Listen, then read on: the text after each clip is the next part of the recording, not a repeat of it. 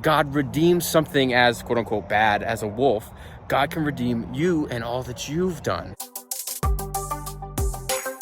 So we've all been around and we've heard all these stories when we were kids about wolves, and almost all of them are bad, right? The boy who cried wolf. We have the three little pigs and the big bad wolf, right? And then even the one with Little Red Riding Hood, and the wolf was the bad one, right? You can kind of keep going on and on and on about kind of the wolf and how bad he is. What's interesting is that's one way to look at the wolf, and the Bible actually has a lot of examples of wolves, and most of the time a wolf is mentioned, it's negative.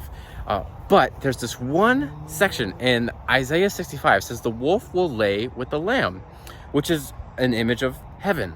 And essentially that's God redeeming the wolf. And so we see all the stories of being negative, negative, negative. And then finally we see that at the end, God redeems the wolf and he's right next to the lamb in heaven at the end of time. And so it's just interesting to see this typically almost always negatively placed and viewed wolf creature is seen getting a redemption. And it's a lot to do with everything in life. It says that God will create a new heaven, new earth, all things new. And so even these things that we do that we think there's no redemption, there's no way, God redeems those things. It comes back to kind of like a salvation message, right?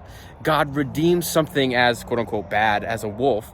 God can redeem you and all that you've done. That it doesn't stop with the story, doesn't stop as the wolf being bad. The story ends with the wolf getting redeemed, going with the lamb. And so if we go with the lamb, we and our wolf characteristics can be redeemed as well. So next time you see the big bad wolf, just know that that's not the end of the story. That if the wolf connects with the lamb and goes with the lamb, you can see redemption, and it's going to be awesome.